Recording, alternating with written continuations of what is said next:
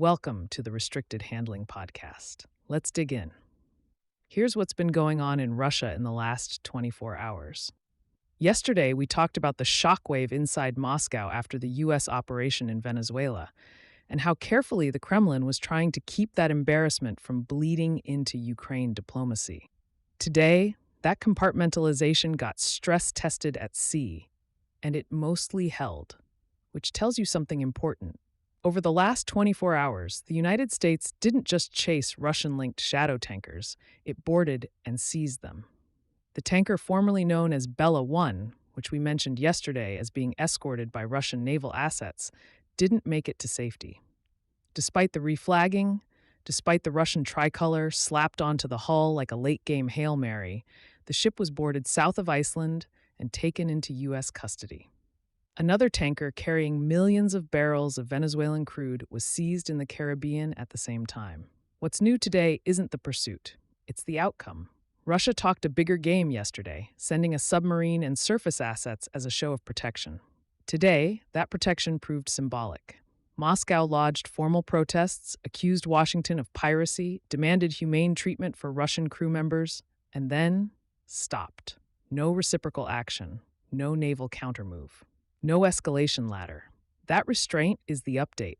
Russia clearly decided that a maritime standoff with the U.S. over sanctions evasion was not worth jeopardizing its broader priorities, especially ongoing talks over Ukraine. The Shadow Fleet just found out it's not as untouchable as it hoped, and the Kremlin quietly absorbed that lesson.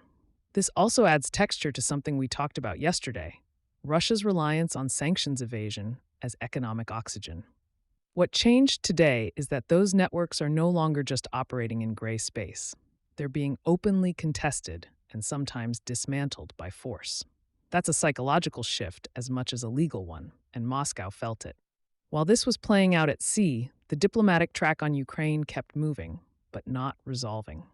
Yesterday, we talked about momentum without clarity. Today, that description still holds, but with sharper edges. The UK and France doubled down publicly on their intent to deploy forces to Ukraine after a peace deal, talking openly about military hubs, deterrence operations, and long-term presence. What's new is the growing gap between European declarations and Ukrainian confidence. Kiev is now saying more plainly that political will is not the same as a guarantee. There's still no legally binding commitment that answers the core question: if Russia comes back after a ceasefire, who shows up automatically and under what authority? The United States, meanwhile, is still keeping its language deliberately flexible, monitoring, protocols, oversight. That hasn't changed, but Ukraine's patience with ambiguity is visibly thinning. Yesterday, this felt like background tension. Today, it feels like one of the main pressure points in the talks. Territory and the Zaporizhzhia nuclear plant remain unresolved, and Russia's public silence on the Paris discussions is starting to look less like confidence and more like careful calculation. On the military side, yesterday we talked about Russia grinding forward at enormous cost. Today, the data behind that grind got harder to ignore. New reporting confirms that Russia is simply not regenerating forces at anything close to its planned scale. Of the 17 maneuver divisions Moscow wanted to form last year, only 4 exist. And they're under strength, lightly equipped, and built around infantry-heavy assault tactics rather than mechanized power. This isn't a temporary dip, it's a structural reality. Casualty figures remain staggering, and the update here is what that's doing operationally. Russia isn't building a strategic reserve, it's burning through what it has just to keep pressure on the front. That explains why we're seeing more infiltration tactics, smaller assault groups, motorcycles, buggies, and probing attacks instead of large-scale breakthroughs. Yesterday, we framed this as adaptation. Today, it looks more like necessity. Ukraine, on the other hand, is leaning into defenses it didn't have early in the war. The fortified belts across Donetsk, anti-tank ditches, layered wire, concrete obstacles, and constant drone surveillance are now a defining feature of the battlefield. The update isn't that they exist. It's that Russian commanders are openly paying for every meter near them. This context matters because any peace proposal that hands over or neutralizes those defenses would immediately reshape the military balance, and everyone involved knows it. Winter warfare also escalated overnight. Yesterday, we noted continued Russian strikes on energy infrastructure. Today, the impact is clearer. A mixed barrage of missiles and drones knocked out power across most of Dnipropetrovsk and Zaporizhzhia.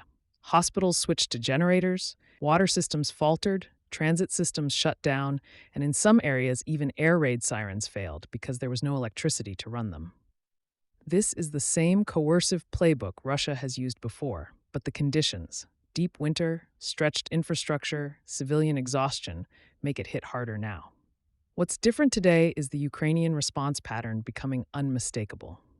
Ukraine isn't just striking back symbolically, it's systematically hitting Russia's fuel and logistics backbone. Oil depots, refineries, chemical plants tied to defense production, multiple sites were struck over the last 24 hours. Yesterday, we talked about this as a trend.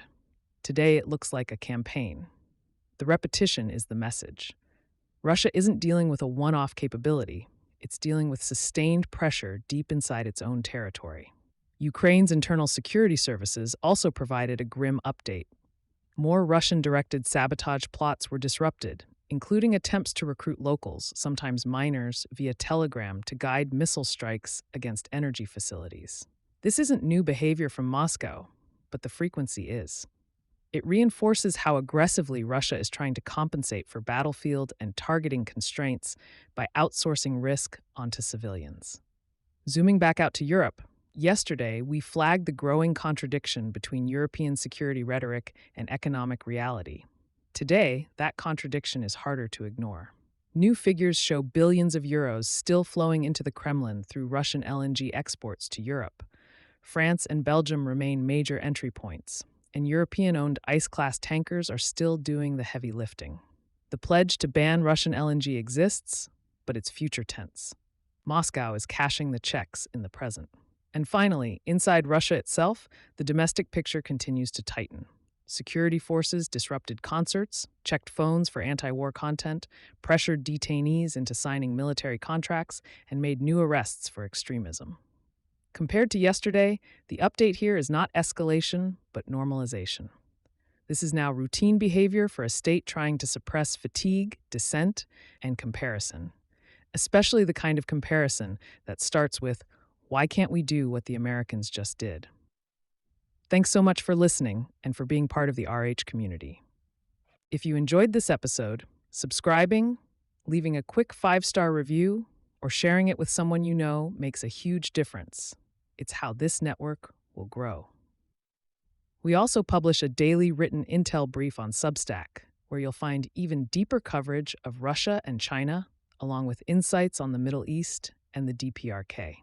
This is free for Substack subscribers. Starting January 16th, new Substack subscribers will move to a paid model. If you're already subscribed on Substack before then, nothing changes. You'll keep full access to everything, free, forever. New subscribers after January 15th will receive the daily written brief, weekly deep dives on economics, sanctions, and more for a monthly fee. So if you're not on Substack yet, don't worry. Just head to restrictedhandling.com and subscribe now for free and get the content free forever.